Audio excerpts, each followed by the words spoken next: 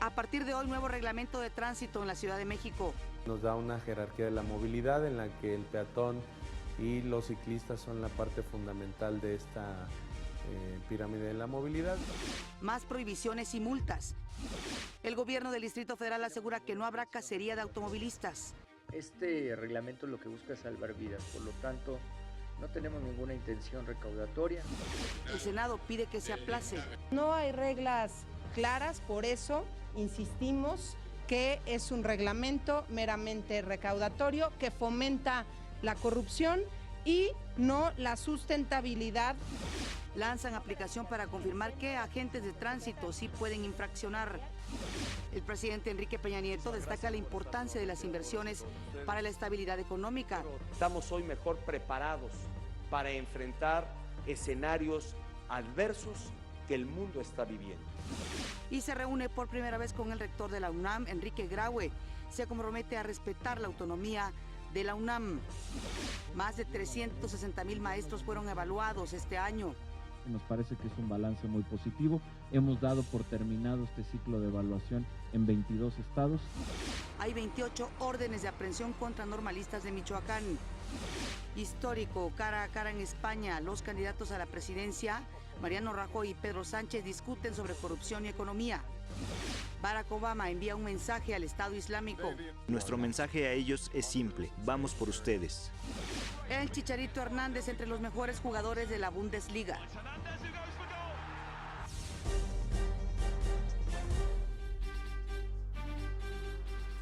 ¿Cómo están? Muy buenos días, qué gusto que nos acompañen este martes en México al Día. Saludo con mucho gusto, martes 15 de diciembre, saludo con mucho gusto a Omar Cepeda. Omar, ¿cómo estás? Hola Pati, muy bien, me da mucho gusto saludarte, iniciar este nuevo día contigo y por supuesto con todos ustedes quienes nos ven desde sus hogares. Muy buenos días, permítanme saludar a Griselda Yebra, quien se encuentra en la lengua de señas. Esto es su informativo y le tenemos la noticia al día. La temperatura en estos momentos, quiero decir 10 grados centígrados en la capital del país. Desde aquí, como siempre, un saludo muy afectuoso a quienes nos están viendo en el interior de la República Mexicana. Efectivamente, hoy entró en vigor el nuevo reglamento de tránsito para la Ciudad de México. Entre otras disposiciones, contempla multas por más de 2,000 pesos por hablar por celular mientras manejamos.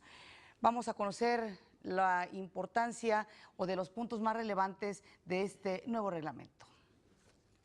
No hay vuelta atrás. El nuevo reglamento de la Ciudad de México entró en vigor este martes. Nos da una jerarquía de la movilidad en la que el peatón y los ciclistas son la parte fundamental de esta pirámide de la movilidad. Estas son algunas de las sanciones que no debe pasar por alto, así como sus multas.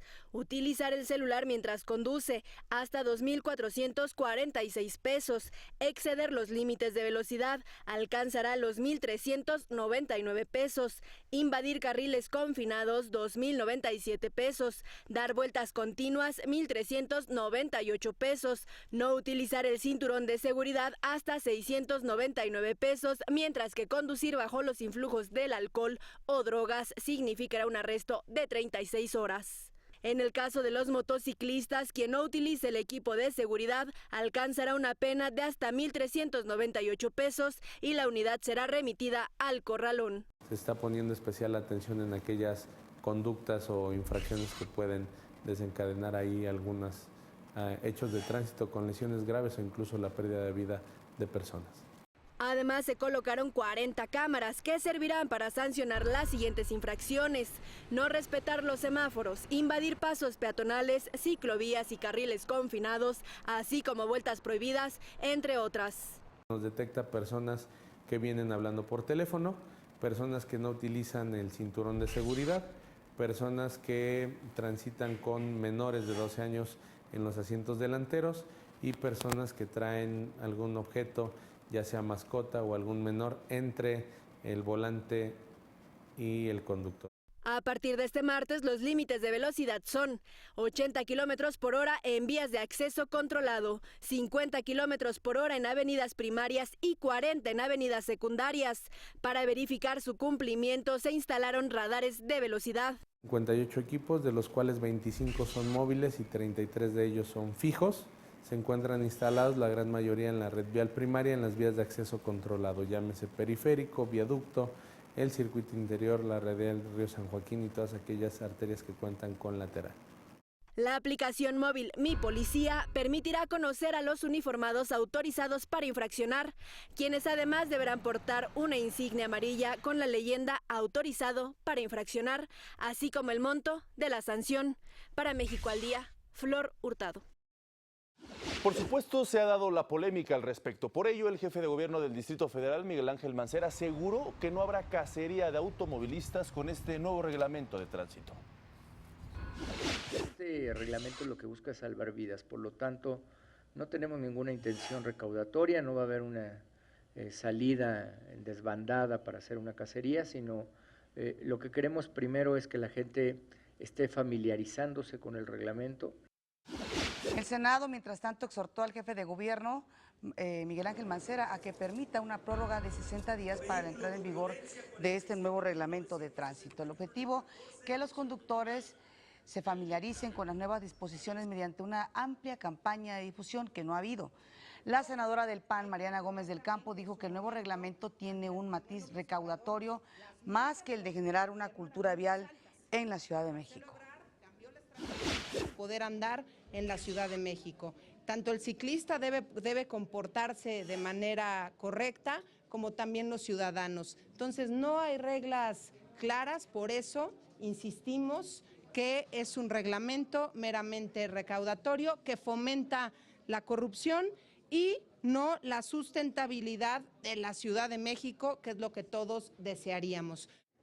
El exhorto fue firmado por las fracciones de los partidos políticos, con excepción del PRD.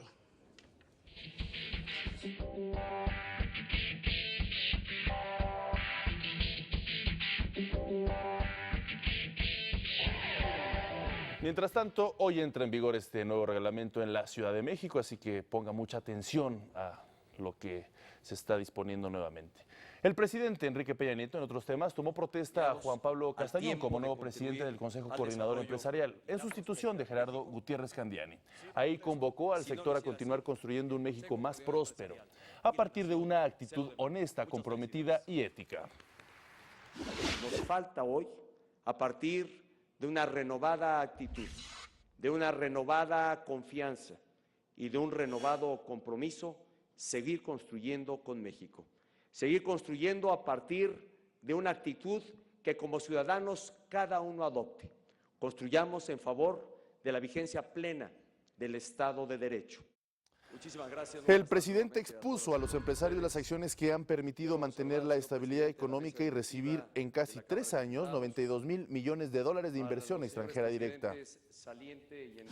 Gracias a esas reformas estructurales, gracias a los cambios que fue posible hacer con la concurrencia de las distintas visiones y de las diferentes fuerzas políticas, es gracias a ellas que estamos hoy mejor preparados para enfrentar escenarios adversos que el mundo está viviendo. En su primer mensaje como presidente del Consejo Coordinador Empresarial, Juan Pablo Castañón propuso iniciar un nuevo paradigma en la relación entre el Estado y las empresas. En tiempos de grandes desafíos para México, en los que el sector privado está llamado a desempeñar un rol fundamental como promotor del empleo y el bienestar para las personas. El presidente Enrique Peña Nieto recibió en Los Pinos al rector de la UNAM, Enrique Graue. Le ratificó el respeto absoluto del gobierno federal a la autonomía universitaria. Ambos se comprometieron a trabajar en favor de la UNAM, la educación superior en México, la investigación científica y la innovación. Es el primer encuentro entre el presidente Enrique Peña Nieto y el nuevo rector de la UNAM.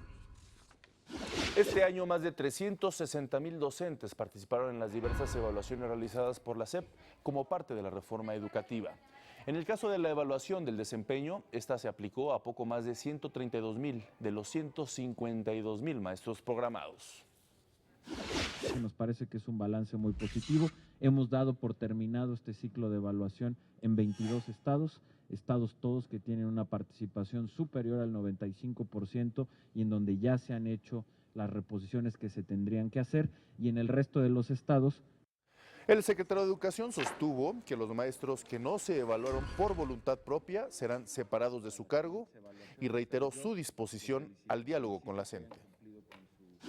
El diálogo no puede ser para ver cómo se viola la ley, el diálogo no puede ser buscando únicamente un show político. Esto es un tema serio.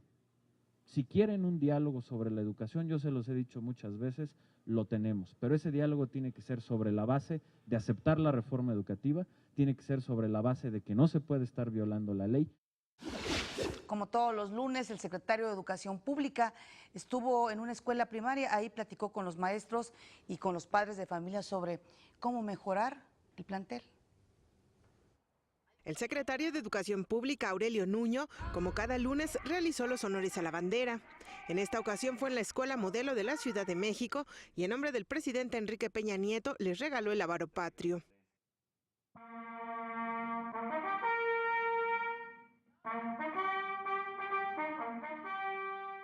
Al concederles el honor de depositarla en sus manos, la patria confía en que, como buenos y leales mexicanos, sabrán cumplir su protesta. El titular de la SEP reiteró su compromiso por recorrer los planteles en todos los rincones del país para conocer las necesidades de la comunidad educativa de manera directa. Pero no quiero ser un secretario que se queda únicamente en su oficina. Yo no quiero que simplemente por algún reporte de un colaborador me entere de qué es lo que está sucediendo en las escuelas. Quiero ser yo mismo quien venga a tomar pulso, conocer cuáles son las necesidades, cuáles son los retos de estas escuelas. Al término de la ceremonia cívica, el secretario de Educación se dio tiempo para convivir con alumnos. ¿Y todos la hicieron? ¿Se portan? Ven aquí todos, aquí, gracias. Anunció que la Escuela Modelo se beneficiará con el programa de infraestructura para contar con un plantel digno. Y a partir del próximo año recibirán 2.8 millones de pesos para poder dejar en buenas condiciones 2.8 millones de pesos que les permita atender las principales necesidades de infraestructura que tenga esta escuela. Más tarde, el secretario de Educación sostuvo un diálogo con maestros y padres de familia en el que se abordaron temas de mejoras en el plantel. Afortunadamente vamos a contar con el apoyo de usted para renovar nuestras instalaciones, pero pues hay veces que por años se olvidan de nosotros o de las instalaciones. Realmente nuestra escuela tiene muchas necesidades. Y profesores le externaron su interés por la enseñanza del idioma inglés y la importancia de la educación física. Educación física es una de las bases de la educación básica. Es un pilar de ellas. Es tan importante como español o matemáticas. ¿Por qué? Trabajamos con nuestro cuerpo, trabajamos el movimiento de nuestros niños. El secretario de Educación Pública manifestó que con la reforma educativa, además de la evaluación magisterial, habrá un nuevo modelo educativo, la transformación de las escuelas normales, un nuevo modelo de escuela con mayor autonomía de gestión y fortalecimiento de materias como la educación física, para lo que anunció la firma de un convenio con Cuba el próximo año. Para México al Día, Jacqueline López Zárate.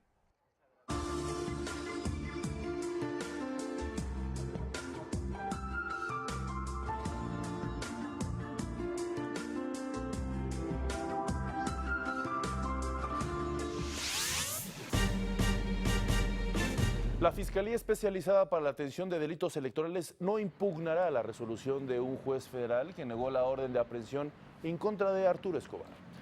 Hay que recordar que hace unos días el exdirigente del Partido Verde, Arturo Escobar, fue acusado por presuntos delitos electorales y el juez rechazó ejercer acción penal sobre él. La FEPADE consideró no agotar este medio de defensa y acatar lo determinado por la autoridad jurisdiccional. El secretario de Gobernación, Miguel Ángel Osorio Chong, hizo un reconocimiento al compromiso de las Fuerzas Armadas en la lucha contra la violencia y la delincuencia. Esto lo dijo al atestiguar la firma de un convenio entre la Secretaría de la Defensa y el Consejo Nacional para prevenir la discriminación. En el Gobierno de la República reconocemos hoy y siempre, de manera permanente, por supuesto, ese compromiso, porque sabemos que miles de integrantes de nuestras Fuerzas Armadas trabajan todos los días para cerrarle el paso a la violencia y a la delincuencia. Mediante este acuerdo, el CONAPRED va a brindar asesoría a los militares en materia de derechos humanos. La Sedena, por su parte, se compromete a sensibilizar y a capacitar a su personal para garantizar el respeto a las garantías individuales, la igualdad de género y erradicar también la discriminación. La fortaleza de cada soldado en esta loable tarea se encuentra en la confianza que la sociedad nos deposita, confianza que nos impulsa a dar todo de nosotros y esforzarnos hasta el límite para estar a la altura de los requerimientos de la nación y de las expectativas de cada mexicano. Juntos haremos especial énfasis en la capacitación de las áreas que se encargan de diseñar, implementar y evaluar políticas públicas para que incluyan una perspectiva antidiscriminatoria, así como de las áreas que atienden casos y quejas dentro de la institución para que puedan promover y garantizar el respeto a la igualdad y a la no discriminación. En Guerrero, los delitos de alto impacto van a la baja debido a la estrategia de seguridad implementada por el gobierno federal. Así lo informaron el gobernador Héctor Astudillo y el presidente municipal de Acapulco, Evodio Velázquez. Señalaron que en el estado se encuentran desplegados más de 12,000 elementos del Ejército, la Marina y la Policía Federal, quienes están devolviendo la tranquilidad a los habitantes y la confianza a los turistas. No me imagino, amigos y amigas de los medios, en qué condición estaría Guerrero si no tuviéramos la ayuda de la Federación. Agradecidos hoy porque contamos con una presencia importante de turistas que han estado confiando nuevamente en Acapulco. Tenemos un porcentaje de 6 semanas a la fecha del 82% de ocupación hotelera. 82% que no teníamos el año pasado. Pese a los avances, el mandatario guerrerense reconoció que la estrategia de seguridad es de contención y dijo, es necesario fortalecer acciones sociales para que cambien las cosas. La estrategia que se ha comentado es de contención. Eso no va a resolver el problema. El problema se va a resolver cuando Guerrero tenga otras opciones, fundamentalmente de ocupación, entre las personas que se dedican a la siembra y a la venta de marihuana y amapola. ¿Qué es lo que tenemos que hacer? Hacer un gran programa sustentado en acciones sociales. Tenemos que mejorar la educación, tenemos que encontrar otras actividades atractivas a los guerrerenses. El gobierno de Michoacán informó que existen 28 órdenes de aprehensión pendientes por cumplimentar contra estudiantes normalistas, esto por robo de vehículos, privación de la libertad de choferes y robo calificado. Todos estos delitos fueron cometidos durante las movilizaciones de hace unos días. El procurador de justicia de Guerrero, Martín Godoy, precisó que eran más de 50 órdenes de aprehensión, de las cuales algunas ya se ejecutaron. En algunos casos, dijo, los imputados han presentado amparos. En Tamaulipas fueron dañadas las instalaciones de la delegación de la Procuraduría General de la República. Se informó que los tripulantes de 2 camionetas irrumpieron en la puerta de acceso vehicular y detonaron sus armas en el inmueble. Afortunadamente no hubo lesionados. La PGR inició un acta contra quien o quienes resulten responsables. Es momento de hacer una breve pausa. Regresamos con más información, la información internacional. Esto es México al Día.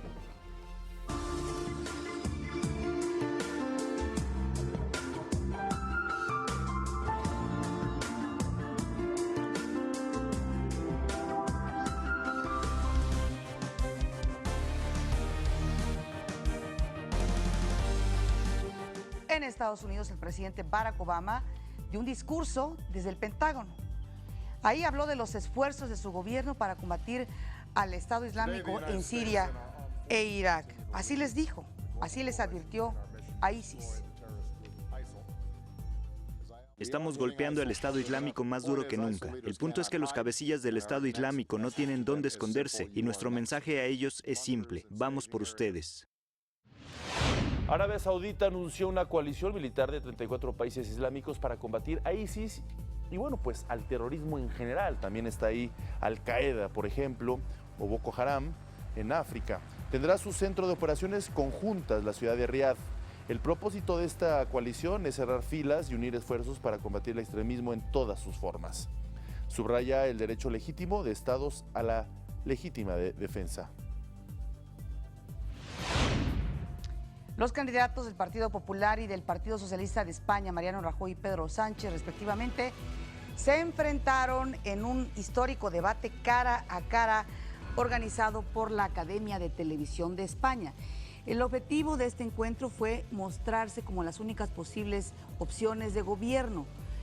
Pensiones, corrupción y en general la situación económica fueron los temas más polémicos, más debatidos durante este encuentro. Vea usted. Si usted sigue siendo presidente del gobierno, el coste para nuestra democracia y para la institución que usted quiera representar es enorme, porque el presidente del gobierno, señor Rajoy, tiene que ser una persona decente, y usted no lo es. Hasta ahí hemos llegado. Rajoy. No le acepto, Bueno, no le sí, acepto que que me usted está en insulte. eso. No le acepto. Bien, No, es yo no que estoy estoy insultando. oye, es que Yo no estoy hablando de mi insultando. persona y Lo de que estoy mi diciendo es que honorabilidad. usted no es Yo soy un ejemplar, político no es limpio. un político decente, señor Yo Rajoy. soy un político Y le voy a limpio decir- y decente. Bueno, y llevo bien. 30 años en la vida Bien, política bien, perfecto, y señor nunca Rajoy. nadie me ha hecho una acusación de una conducta Pues reprobable. yo se la hago. Nunca. Por eso es ruin, mezquino Bueno, y deleznable. para usted, señor por Rajoy. hacerla. Vamos El a ver, único. para usted. Vamos a Mire, hacer. Para mí, desde luego. Mire, señor Rajoy, y para mucha gente. para luchar contra la corrupción, lo que los españoles quieren son gobernantes que persigan la corrupción, que aprueben Sí, leyes claro. para... Pues mira, le ¿Me voy a deja decir- terminar, señor Rajoy? Es Sí, que sí, si no, a va ver, a hablar usted solo. termine. Si Esto es es un que yo debate, las es un he monólogo, aprobado, señor yo las Rajoy. he aprobado ¿Me con deja su voto terminar? en contra. Mire, señor Rajoy, mire. Para luchar contra la corrupción hay que aprobar leyes que persigan la corrupción.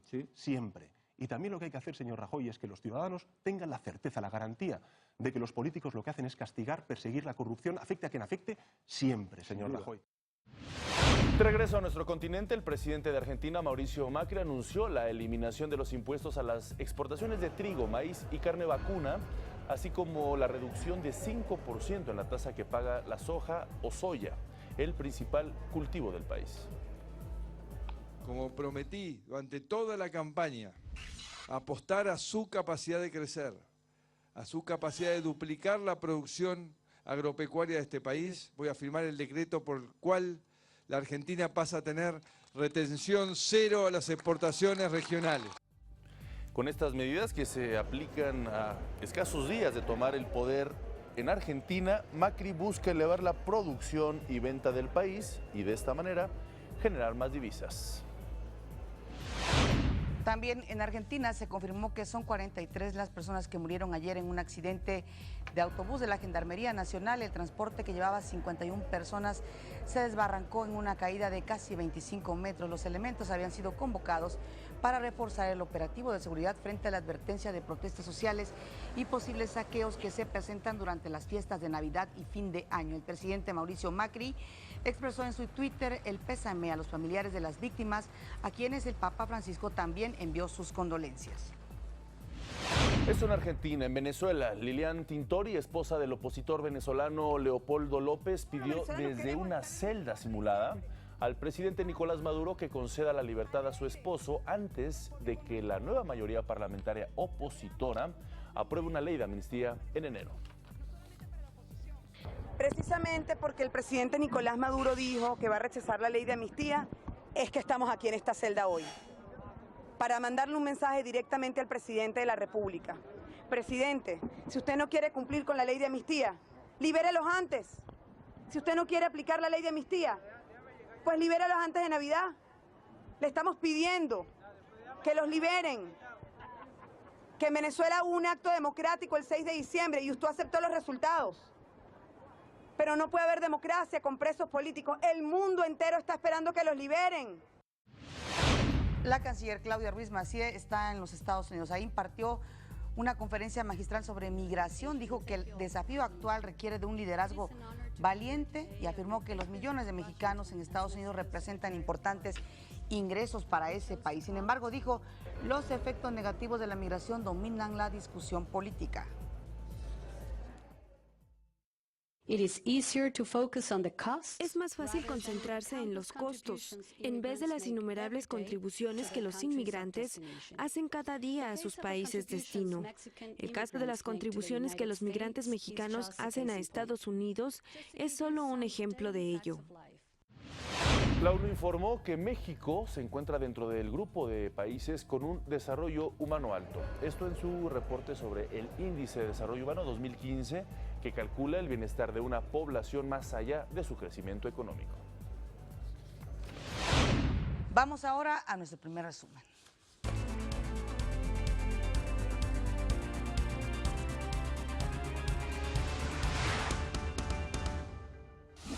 A partir de hoy entra el nuevo reglamento de tránsito de la Ciudad de México.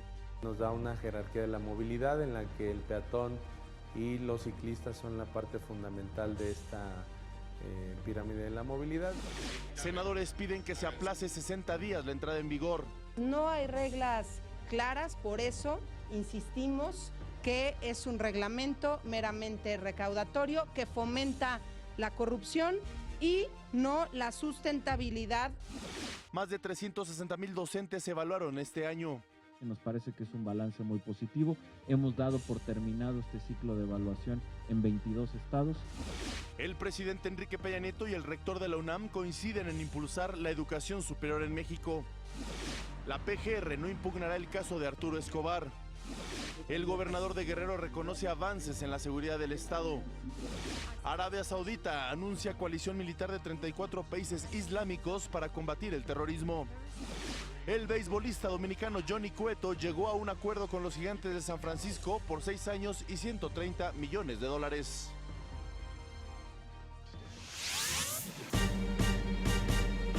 El Pleno de la Cámara de Diputados aprobó la Ley Federal de Zonas Económicas Especiales, iniciativa que envió el Ejecutivo Federal el pasado 29 de septiembre. La implementación de las zonas tendrá efectos positivos en términos de desarrollo de actividades económicas de alta productividad, atracción de inversiones, encadenamiento productivo, integración a las cadenas de valor globales, aumento de la demanda por servicios locales, generación de empleos de calidad y, en general, un aumento de los niveles de bienestar de la población de cada región. La iniciativa, que fue regresada al Senado, tiene como finalidad establecer, en el marco de la Planeación Nacional del Desarrollo, la regulación, establecimiento y operación de zonas económicas especiales. Las zonas económicas especiales no son una solución definitiva a todos los problemas de desigualdad entre regiones en nuestro país, pero sí les puedo asegurar que son un planteamiento serio, innovador y exigente, que busca adoptar experiencias internacionales exitosas para detonar el desarrollo regional y generar condiciones de igualdad y progreso para millones de mexicanos. El secretario del Trabajo, Alfonso Navarrete Prida, aseguró que no hubo madruguete en el asunto de 2.94, en el aumento de 2.94 pesos al salario mínimo, que pasó de 70.10 a 73.04 pesos. Yo quiero decir con claridad que no hay madruguete. Veamos por un lado la parte real, que le pregunten a estos empresarios, microempresarios, si podrían soportar un aumento así de la nada. Navarrete Prida dijo que la Comisión Nacional del Salario Mínimo no descarta analizar otro aumento. Lo importante que es ver en qué condiciones saca el Congreso la ley de la unidad de medida de cuenta, en qué condiciones termina ya de publicarse la reforma constitucional, exactamente cómo se desenvuelve la economía en un marco tan incierto como en el que estamos viviendo. La Secretaría de Energía anunció el inicio de la tercera convocatoria de la Ronda 1. De antemano, la dependencia consideró que será exitoso adjudicar 5 de los 25 campos maduros terrestres, es decir, 20% de la subasta.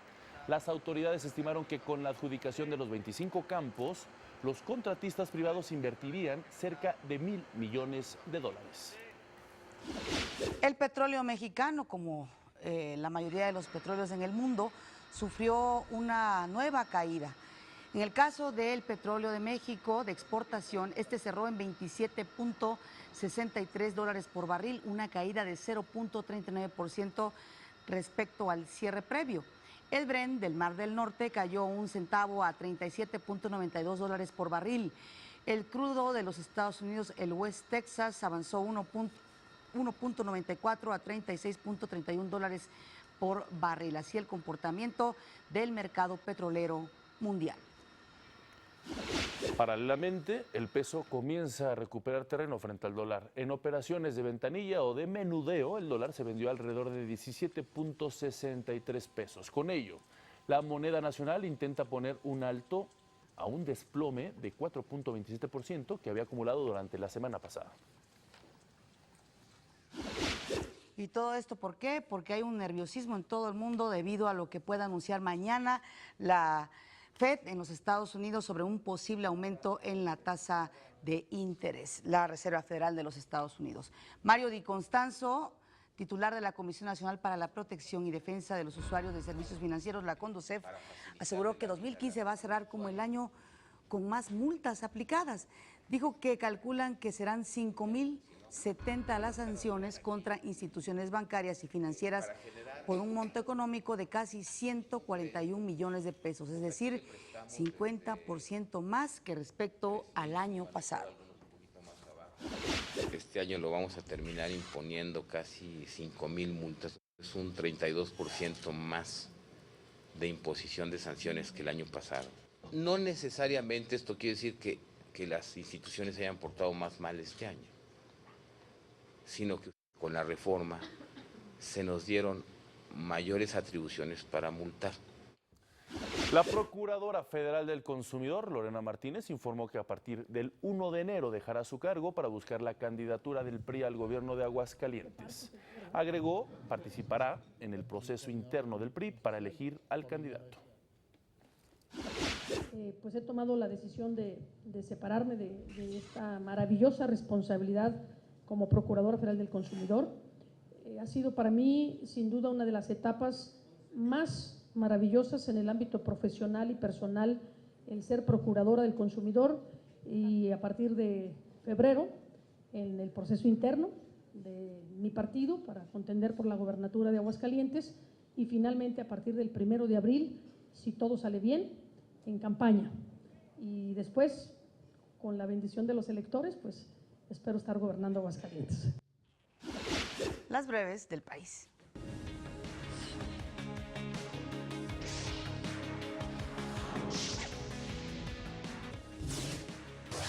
Este lunes el Senado dio primera lectura a la reforma política del Distrito Federal. Se espera que hoy mismo se realice la segunda lectura y se apruebe esta reforma que contempla el cambio de nombre de Distrito Federal por el de Ciudad de México, que ésta se convierta en la entidad federativa número 32 con autonomía en su régimen interior, organización política y administrativa.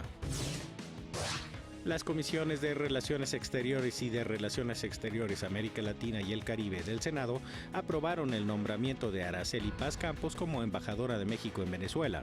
La diplomática consideró que México debe ser responsable de las posiciones que adopte, ya que emitir declaraciones no convenientes alteraría las relaciones entre los estados. La aerolínea Volaris informó que la falsa alarma de bomba en el vuelo 714 del pasado 8 de diciembre podría costar alrededor de 15 millones de pesos en daños, perjuicios y otras afectaciones. En comunicado, señaló que colabora con las autoridades en las investigaciones, diligencias y desahogo de pruebas para que la persona que hizo la amenaza reciba un castigo ejemplar. Este lunes fueron detenidos en la colonia Huichapan de la delegación Miguel Hidalgo 6 hombres presuntamente vinculados con el asalto a un restaurante en la colonia Roma Sur, informó la Procuraduría Capitalina. De ellos, 3 fueron identificados plenamente por las víctimas. Los sujetos ya fueron puestos a disposición de un juez del reclusorio norte. Anoche el presidente Enrique Peña Nieto inauguró la exposición de José María Morelos y Pavón, generalísimo de los ejércitos de la América Mexicana, en el Museo Nacional de Historia del Castillo de Chapultepec. La muestra presenta datos bibliográficos a través de textos y retratos. Está dirigida principalmente a los jóvenes y compuesta por 6 capítulos que culminan con la captura, juicio y muerte del siervo de la nación. En la ceremonia estuvieron presentes el secretario de Educación Pública, Aurelio Nuño Mayer, y el presidente del CONACULTA, Rafael Tovar, y de Teresa, entre otros invitados. Que los jóvenes encuentren en él la figura del hombre que imaginó, e imaginación es creación, un México como país libre, soberano y con leyes que le dieran la capacidad de decidir su propio camino. Un encuentro no solo con el héroe de la independencia, sino con el hombre que sufrió pérdidas y reveses y se atrevió a pensar un futuro distinto para esta patria nuestra. Este año fue declarado año del generalísimo José María Morelos y Pavón y en este 2015 justamente se cumplen 250 años de su nacimiento y 200 de su fallecimiento. Es momento de hacer una breve pausa, ya está listo Abundis con la encuesta del mes. Regresamos después del corte.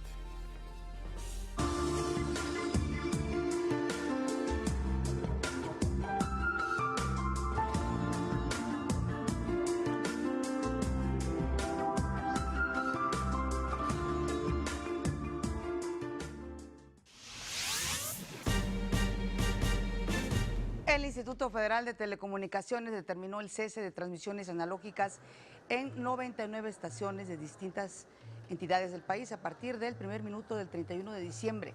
Se trata de las estaciones de televisión radio difundidas en Aguascalientes, Baja California Sur, Chihuahua, Guerrero, Hidalgo, Jalisco, Estado de México, Nayarit, Quintana Roo, San Luis Potosí, Sinaloa, Sonora y Veracruz.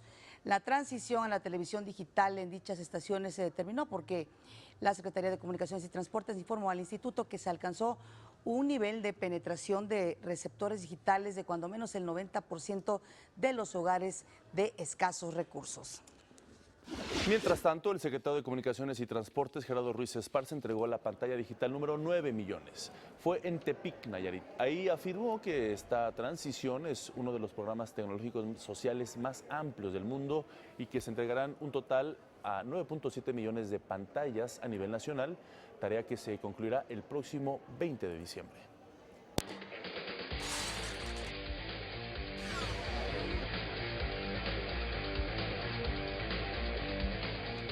Martes de parametría, ya está aquí Francisco Abundis. El tema, por supuesto, el apagón analógico. ¿Cómo estás, Francisco? Muy bien, Pati, Omar, un gusto. Bienvenido. Con ustedes, como siempre. Bienvenido. Y ya sabemos, la mayoría de los mexicanos, que está el apagón ya prácticamente que es inminente. Sí, los niveles de conocimiento han subido muchísimo. Tenemos un primer registro que hicimos en 2010, septiembre de 2010, y en ese momento apenas el 28% de la población sabía de que venía esta medición. Pues era 5 años de distancia, se podía entender que no hubieran altos niveles de conocimiento, 68% no sabía. 5 años después, esta medición, 83% de la gente sabe. Esto es al inicio ese es el gráfico que ven ahí, 28% es esa línea verde que va subiendo, que va en ascenso, 83% en enero del 15, es decir, hace casi un año, y para nuestro último registro, que es el mes, bueno, hace ya en octubre del 15, hace casi 2 meses, 92% de la gente ya sabía. Como verán, pues sí hay niveles altos. Obviamente de todo el país, ¿no? Así es, esto es, nada más para recordar la metodología, mediciones cara a cara en vivienda a nivel nacional, lo más representativo que pueda haber en opinión pública.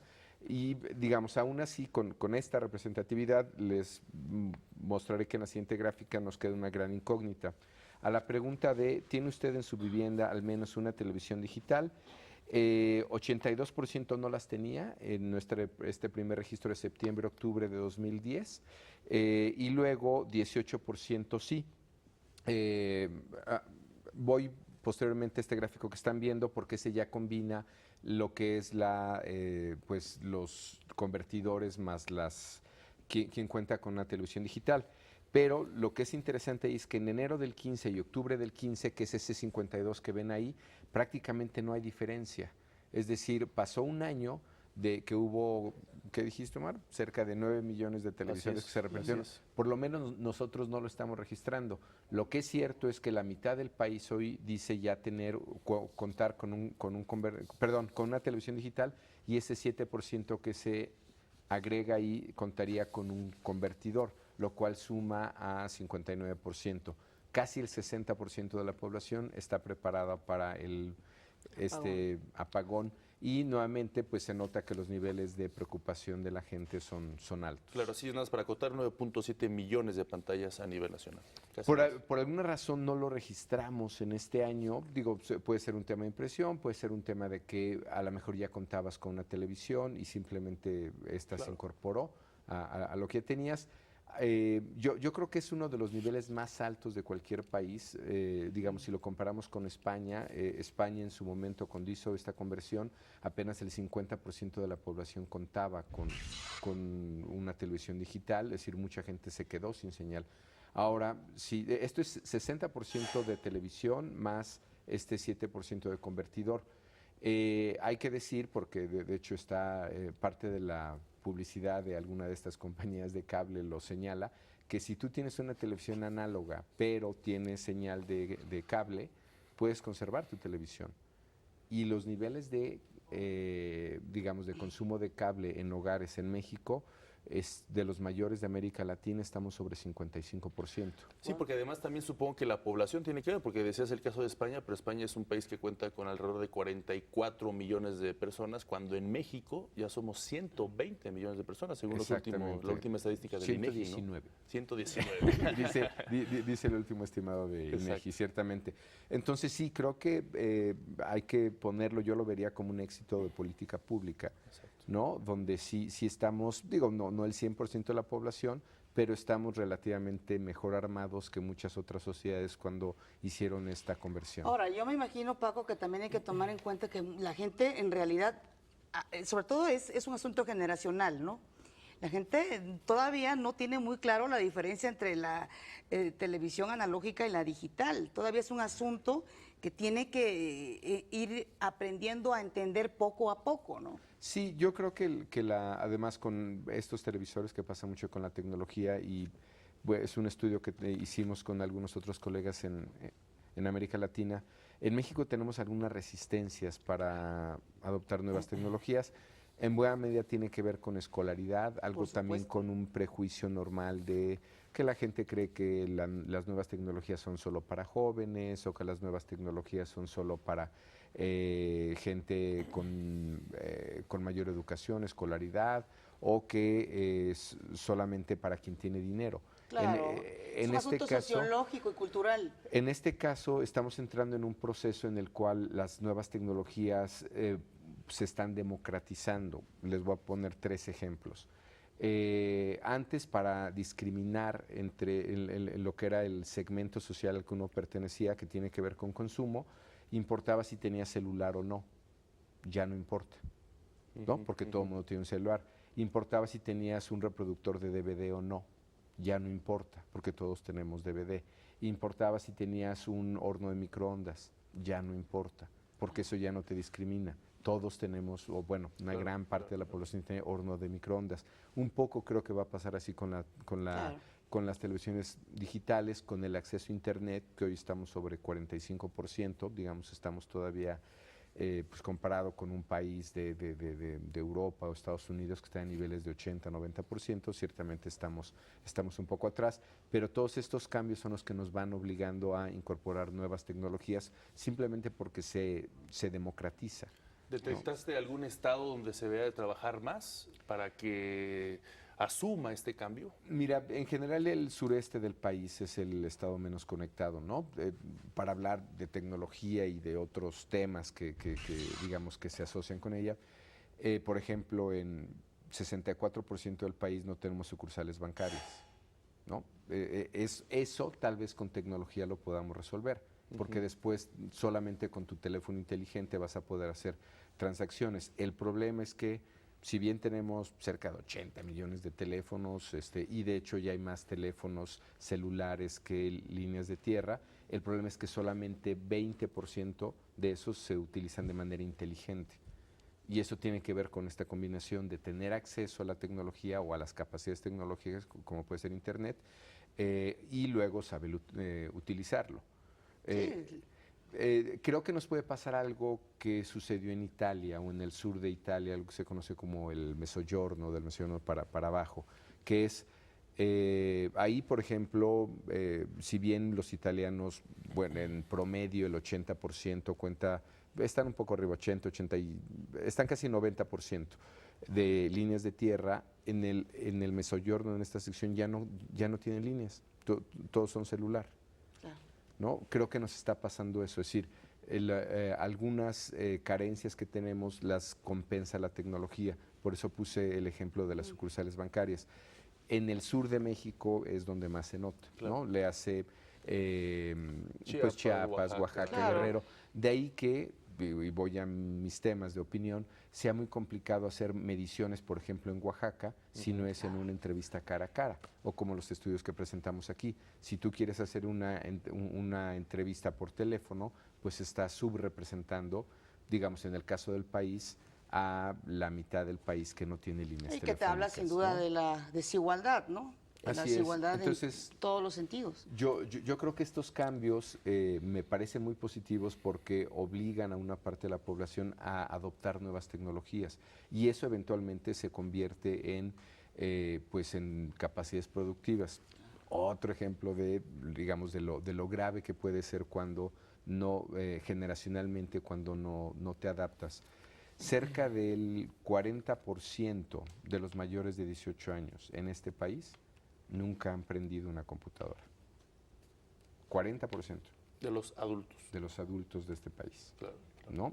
Digo, lo que para ya otras generaciones es uso convencional. Sí, ¿no? debe ser. Sí, claro. Sí, yo creo que ahí tocas un tema relevante porque ante la apertura de estas nuevas tecnologías también tiene que ir de la mano el apoyo de alguna otra forma de los estados y obviamente del gobierno federal, ya Así sea es. en cuanto a conectividad, que ofrezca la conectividad por internet o en este caso, pues la entrega de televisores, porque si no habría un rezago. Exactamente. Y este cambio tecnológico te obliga a aprender del nuevo aparato que estás obteniendo, ¿no? Por eso yo creo que otra vez, bajo cualquier parámetro, creo que esto fue una política pública muy exitosa, ¿no? Claro. Excelente. ¿Qué otro dato interesante encontraste? Mira, pues de la gente que, si lo dividimos, este porcentaje, el 52% que tiene usted, les preguntamos, ¿tiene usted en su vivienda al menos una televisión digital? De este 52% que dice que sí, 71% te dice que la compraron y 28% dice que se las dio el gobierno. Ahí está el gráfico, ¿no?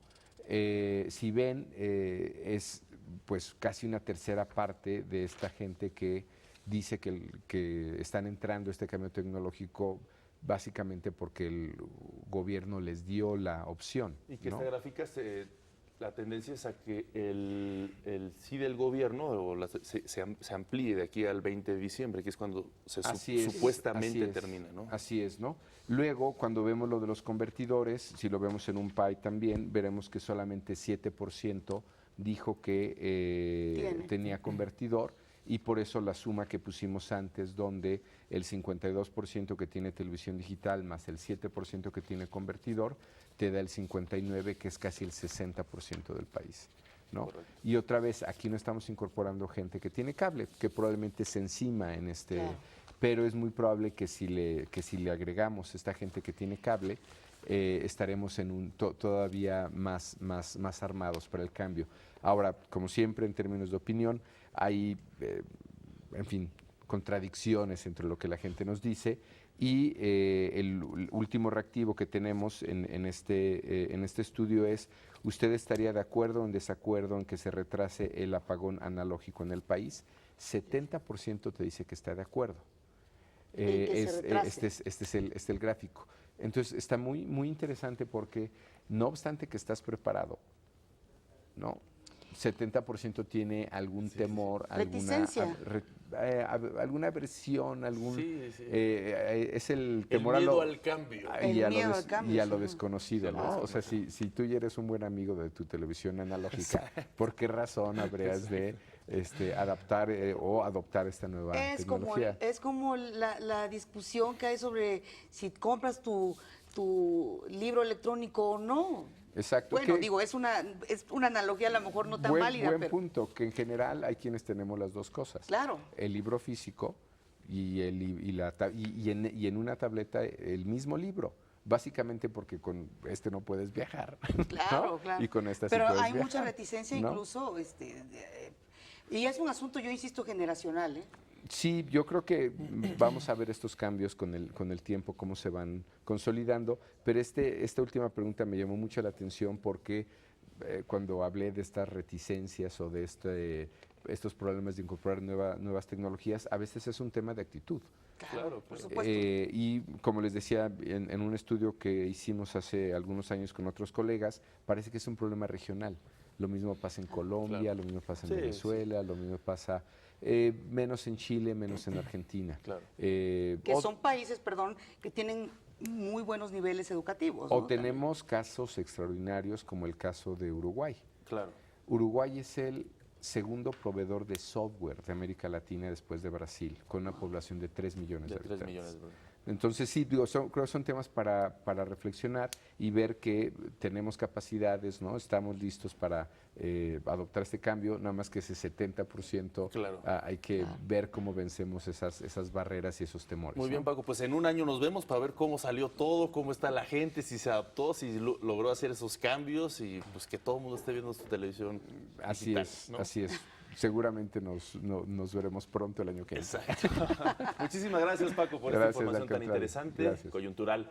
Y bueno, pues vámonos a más información. Carla Sentíes nos presenta lo mejor de nuestra cocina con sabor a México.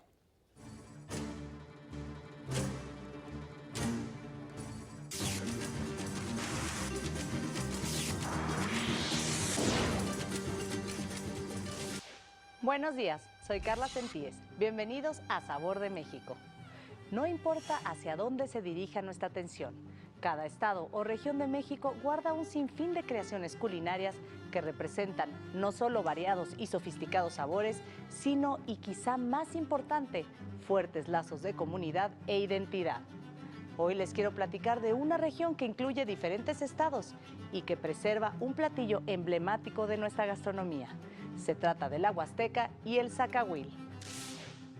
La Huasteca se ubica entre el oriente de San Luis Potosí y el norte de Veracruz, extendiéndose también por otros territorios que son parte de los estados de Hidalgo, Querétaro, Puebla y Tamaulipas.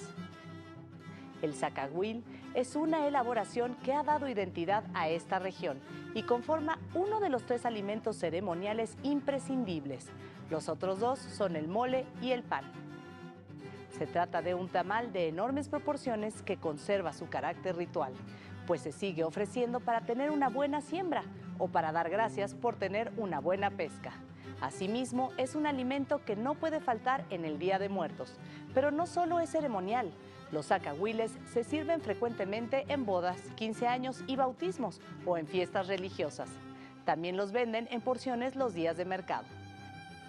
Están hechos a base de masa de maíz martajada, mezclada con manteca de cerdo y chiles molidos con especias y sal, que luego se rellenan con grandes trozos de carne de cerdo, pollo o guajolote entero cortado en piezas. Posteriormente, se cocina en horno de barra por alrededor de 12 horas. Algunos zacahuiles llegan a medir hasta 2 metros de largo y 60 centímetros de ancho. Comentaba al principio sobre el valor comunitario de ciertos alimentos, y el zacahuil es una muestra clara de ello, ya que para elaborar un tamal de estas proporciones se requiere la participación de varias personas, lo que genera un núcleo social muy estrecho. Una vez cocido, se sirve en porciones abundantes en un plato hondo, sobre una hoja asada de plátano y se come con cuchara. Se acompaña con chiles jalapeños, filetes de cebolla y rebanadas de zanahorias encurtidas.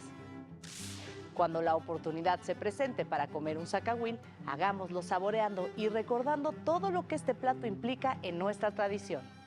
Descubre más platillos en mi página web, saborearte.com.mx, y sígueme como Saborearte en redes sociales. Nos vemos la próxima semana aquí en Sabor de México.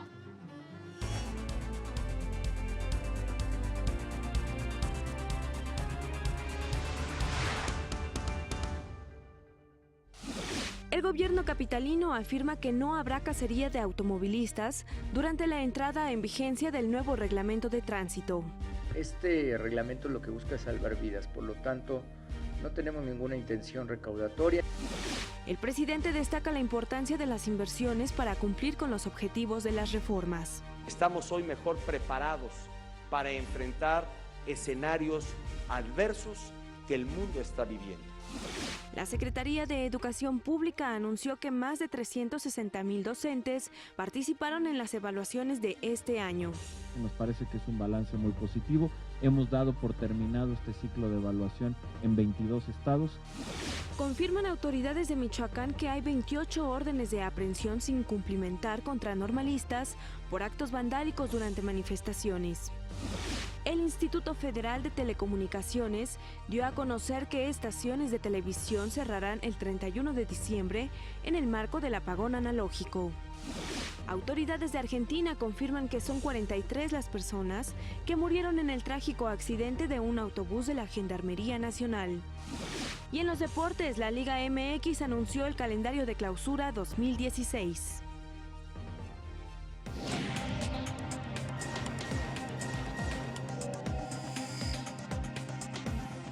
Listo con la primera parte de los deportes, Daniel López Casarín. Hola Dani, muy buenos días para ti. Hola Pati, qué gusto saludarte, excelentes días para ti también, buenos días Omar y a todos en casa.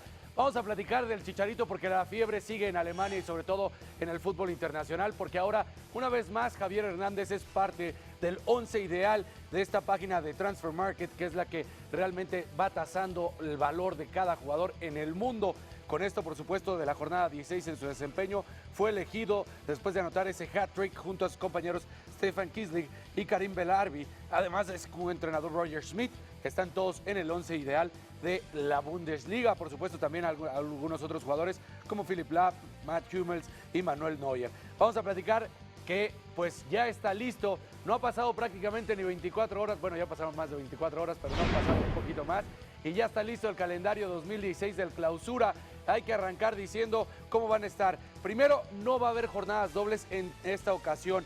No va a haber, por supuesto, más que solamente una pausa por la fecha FIFA entre la jornada 11 y la 12, cuando la selección mexicana enfrenta a Canadá por la eliminación mundialista.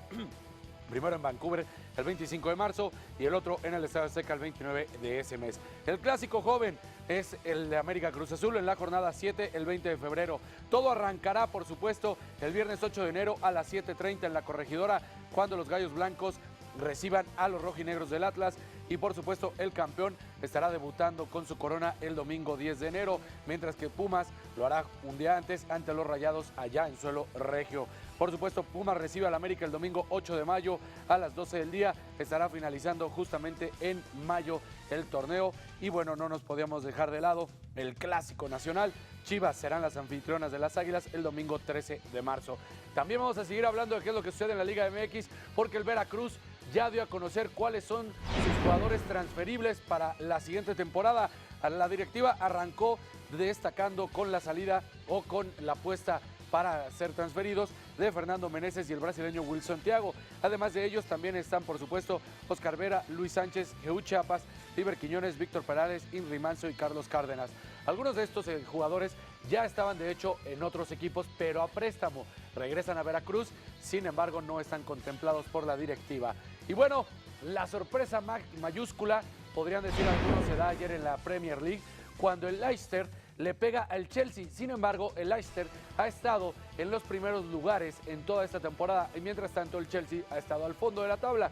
Y aunque no se ha cansado Mourinho de decir que a ellos solo les interesa la diferencia con los de arriba, hay que hablar con la realidad y es que está solamente un puntito arriba de todos los que están peleando el descenso. Esta situación está grave y de hecho ya Mourinho salió a decir que han traicionado su trabajo. Bueno, esta fue la primera parte de los deportes. Al rato regresamos con más información y pues nos regresamos del otro lado del estudio, allá contigo, mi estimado Omar.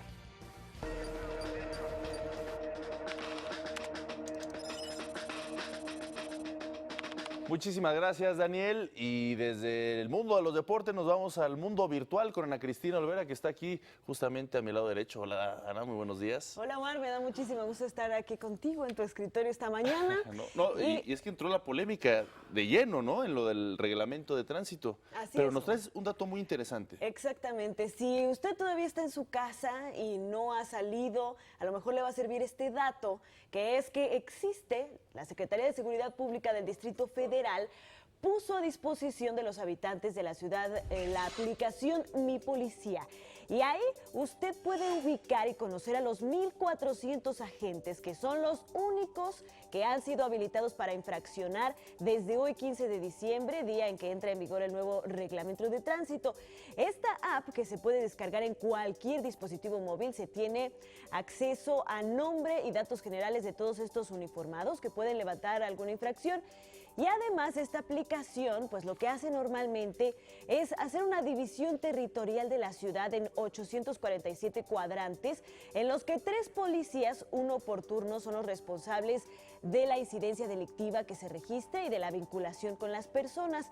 La aplicación conecta a dichos policías con los ciudadanos que se encuentran en cada uno de los cuadrantes. Así que bueno, hoy por supuesto será muy útil esta aplicación para que usted tenga a la mano los nombres de estos agentes y por supuesto pues para futuras ocasiones esta es la aplicación que la Secretaría de Seguridad Pública Yo la he usado y sí es muy útil porque en cualquier cuadrante en el que tú estás de la ciudad inmediatamente accedes a esa ubicación y te da el teléfono. En automático te conecta con el teléfono del policía responsable de esa zona para cualquier emergencia. Creo que es una muy buena aplicación la que nos comentas y de mucha utilidad para la ciudadanía. Pues qué bueno que comentas tu experiencia, Omar, y pues nos servirá mucho de ahora en adelante para que no nos infraccione cualquier policía. Exacto. Cabe aclarar que sí nos puede parar cualquier policía de tránsito, pero solo ellos pueden infraccionar. Claro, así es. Y bueno, los drones han tomado un auge importante alrededor del mundo con muchas funciones y usos, pero esto ha generado distintos problemas también. En Estados Unidos, ayer la Administración Federal de Aviación dio a conocer que los dueños de drones en este país tendrán que registrarlos forzosamente antes incluso de que puedan volar en cualquier espacio público. Estas licencias tendrán un costo aproximado de $5 y deberán ser renovadas cada 3 años. De lo contrario, podrían recibir una multa de casi $30,000. Mientras tanto, la policía de Tokio lanzará un escuadrón de estas aeronaves que están diseñadas específicamente para ubicar y capturar a los otros drones que han sido lanzados por el público en general y que las autoridades consideran que son molestos. Y bueno, y es que están prohibidas en muchos lugares de Tokio y de las mayores ciudades del mundo. Pues es importante saber esto justamente en estas fechas porque se calcula que esta Navidad tan solo en Estados Unidos se comprarán alrededor de 1 millón de drones para pues los regalos que muchos de los niños están pidiendo. Así que antes de comprarlo, por favor, revise las regulaciones en su localidad y pues tenga mucho cuidado porque pueden ser bastante peligrosos. Mientras no se prohíben, podemos ver, por ejemplo, cuentas de Instagram como la del hashtag WhereIDrone, que ahí se ven pues imágenes espectaculares que pueden sacar estos aparatos. Y en otras noticias, mientras en México se alista todo lo necesario para la ya anunciada visita del Papa Francisco, ayer las redes sociales lo volvieron a colocar en los principales temas de conversación después de que se publicara una supuesta selfie o autofoto en Instagram que obtuvo más de 50,000 likes en menos de una hora. Sin embargo, aunque el Papa sí es muy activo en las redes sociales, ahí tenemos en pantalla, esta fue la foto que se publicó ayer. Él sí es muy activo en las redes sociales, tiene más de 8 millones de seguidores en sus cuentas de Twitter, que además están en muchos idiomas. Pues se ha expresado que las personas, bueno, él ha expresado que las personas no deben de perseguir likes por vanidad en las redes sociales y su selfie resultó ser falsa. La imagen salió de uno de los Google Hangouts que sostuvo con estudiantes de todo el mundo en 2014. El Papa no tiene cuenta de Instagram, por lo menos todavía, así que no se deje engañar, pero sí puede seguirlo en sus cuentas de Twitter. Esta es la información el día de hoy. Muchísimas gracias, Ana Cristina. Pues interesante, como siempre, tu información. Vamos a hacer una breve pausa, regresamos con más información. Esto es México al día.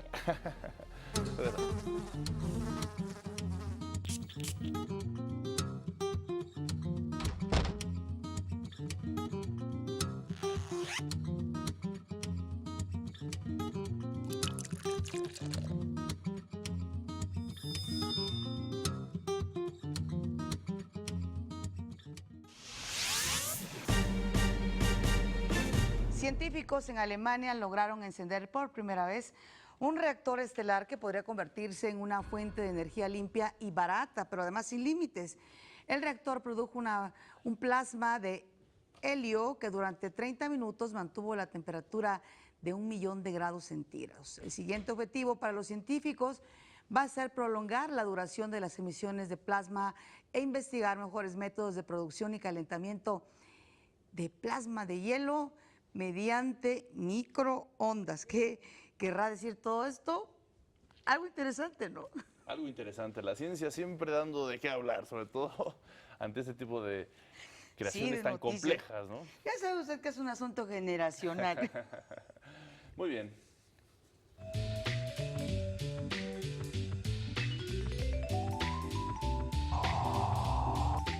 Ya le volveremos a explicar esta nota que va a decir Pati Betaza. Vámonos con Dalia Balb, nos tiene toda la información general del ámbito cultural y artístico. Muy buenos días, Dalia, bienvenida. Muy buenos días. Bueno, pues sí, hablando de ciencias y de artes, la Secretaría de Educación Pública ya dio a conocer la lista de los ganadores del Premio Nacional de Ciencias y Artes 2015. Vamos a conocerlos.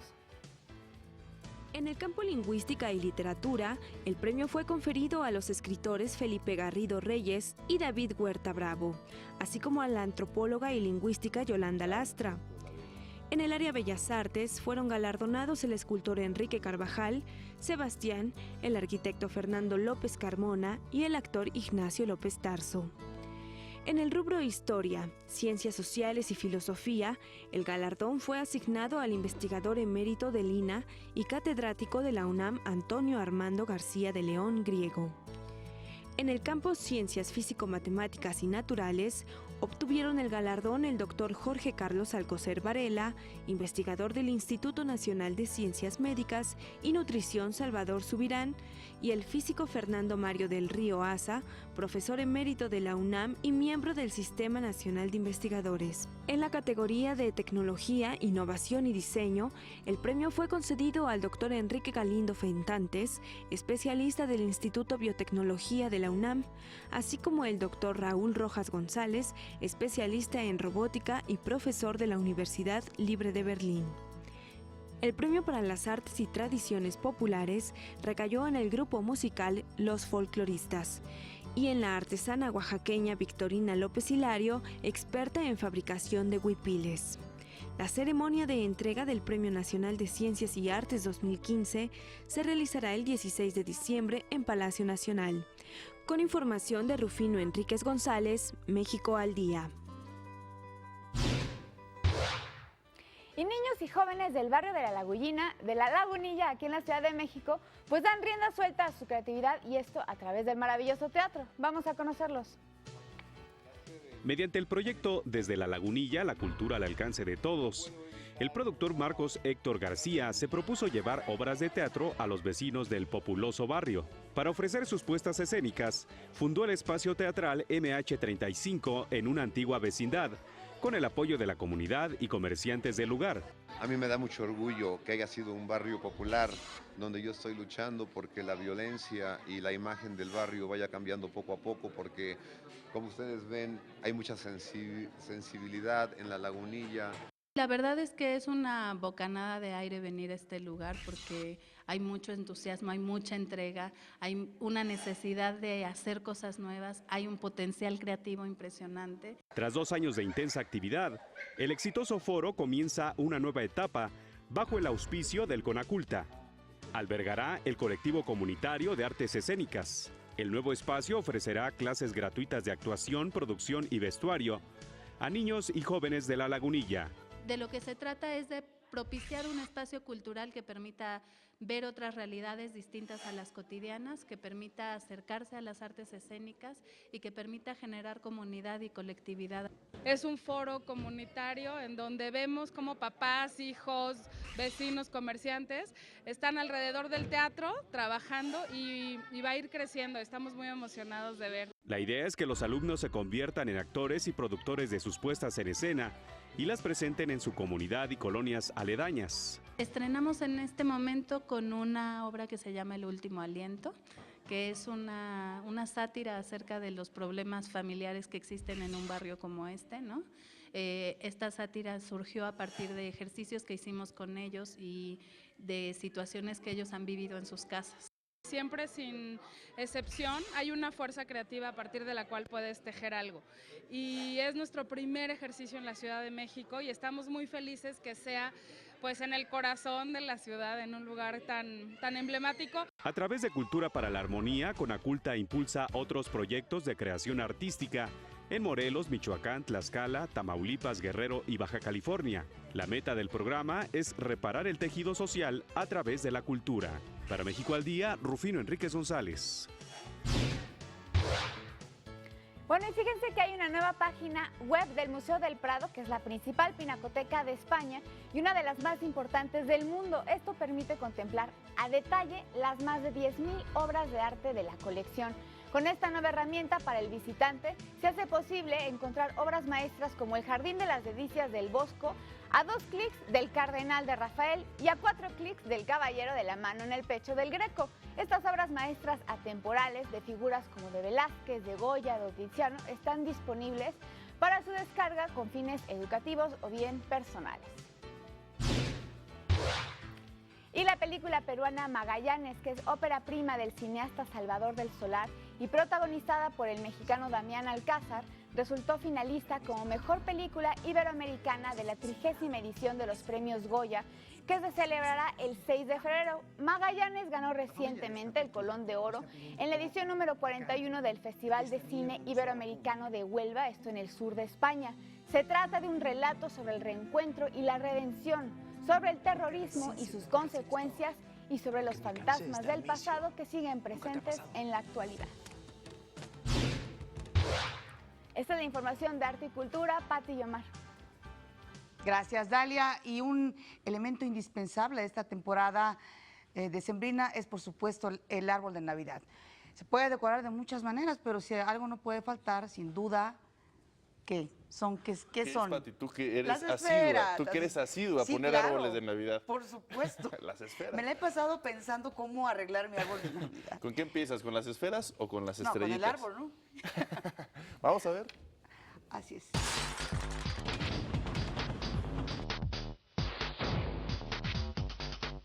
Las esferas no solo adornan árboles de Navidad, son productos orgullosamente mexicanos que representan el trabajo de alrededor de 10,000 artesanos que viven de esta actividad. Yo iba desde los 12 años allí a hacerle por ahí. Yo empecé haciendo caja para la esfera. Yo ganaba 11 pesos a la semana. Ya fui subiendo, ya me puse mi taller yo. Ya le empecé a entregar yo a la fábrica grande. Producir una esfera puede llevar 1 hora o un día entero, y cada artesano puede producir hasta 1000 esferas diarias. Producir una esfera, soplarla 2 minutos, ¿sí? Decorarla hasta 1 hora, dependiendo del decorado, ¿sí? Empacarla también 3-4 minutos, ¿sí? 1000 esferas al día, alrededor de 80 cajas de 12 piezas al día que estaríamos produciendo. Tlalpujahua, Michoacán y Chignahuapan, Puebla, son los principales productores de esferas en México, con alrededor de 300 talleres artesanales que fabrican cerca de 180 millones de esferas al año. El 60% de esta producción se exporta y el 40% se consume a nivel nacional. Para Tlalpujahua es la fuente de trabajo más importantísima que ha existido desde 1960. Antes Tlalpujahua era un pueblo minero. De gran parte se exporta hacia Estados Unidos y Latinoamérica, el consumo interno es importante para impedir que productos extranjeros terminen con esta tradición mexicana. Cuando empieza esta penetración de las esferas chinas, muchos talleres tienen que cerrar, sobre todo los talleres que son muy chicos, que son muy emergentes, que son talleres familiares. Las esferas se venden principalmente entre septiembre y diciembre de cada año. Sin embargo, los productores trabajan en otras piezas de vidrio soplado el resto del año. También nosotros hacemos flores para el 14 de febrero, hacemos rosas, alcatraces y hacemos también corazones para el 10 de mayo. Atrás del producto mismo y del uso hay una suma y acumulación de conocimientos que se han heredado por generaciones. Consumir esferas hechas en México permite el progreso económico de artesanos mexicanos y preserva el patrimonio cultural de nuestro país. Así nací y así me voy a morir. Y mis hijos pues también. No solamente es una artesanía de vidrio que se rompe, el valor que lleva el trabajo que lleva, el proceso, ¿sí? La decoración que lleva, que las mujeres también se esfuerzan en hacerle todas y cada una de las decoraciones que llevan las esferas. Para México al Día, Elvira Angélica Rivera.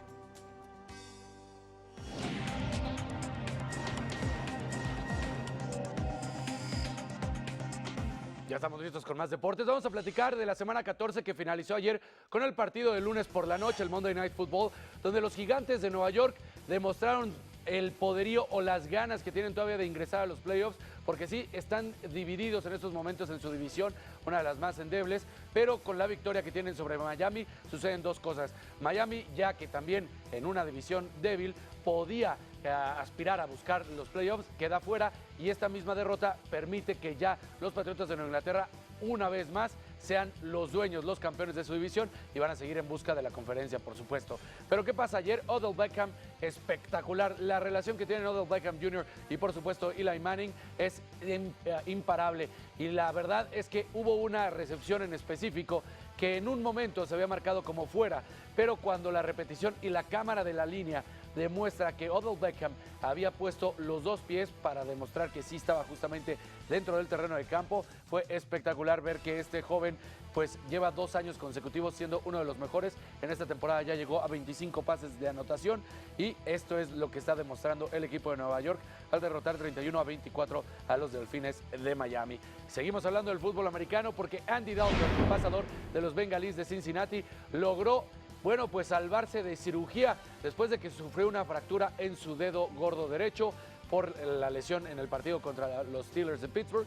Bueno, pues se dijo por parte del doctor del equipo que no va a necesitar esta cirugía, sino que solamente se va a esperar a que el hueso sane por sí mismo en las últimas 3 semanas de la campaña. Por supuesto, ellos ya tienen asegurado su pase a playoff, entonces van a estar pues cuidándolo lo suficiente para que esté listo en los playoffs.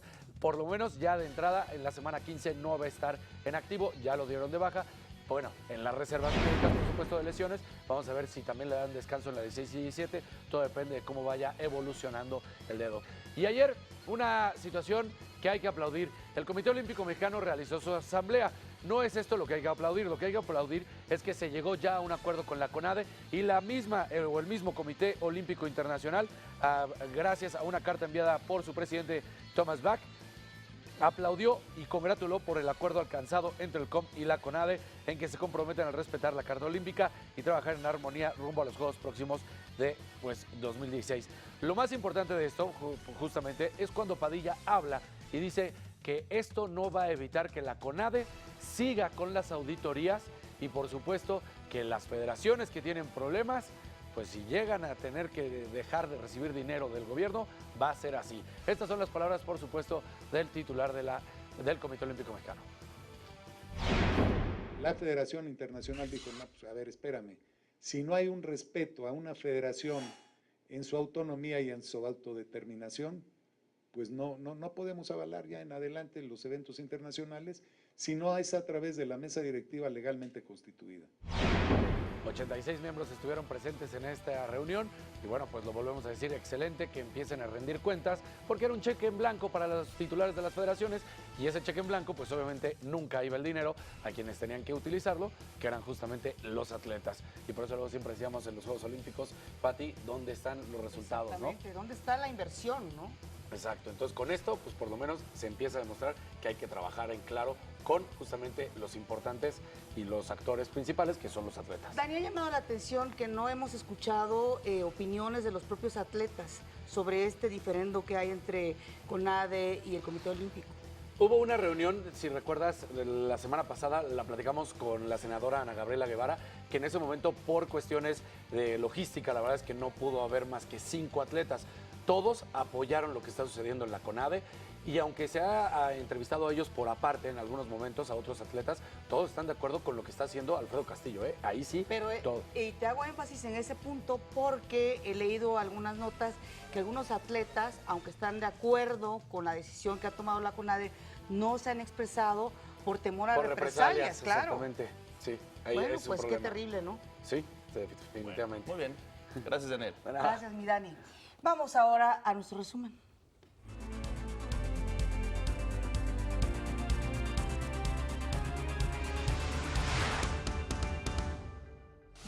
entra en vigor el nuevo reglamento de tránsito de la Ciudad de México. Se está poniendo especial atención en aquellas conductas o infracciones que pueden desencadenar ahí algunos hechos de tránsito con lesiones graves o incluso la pérdida de vida.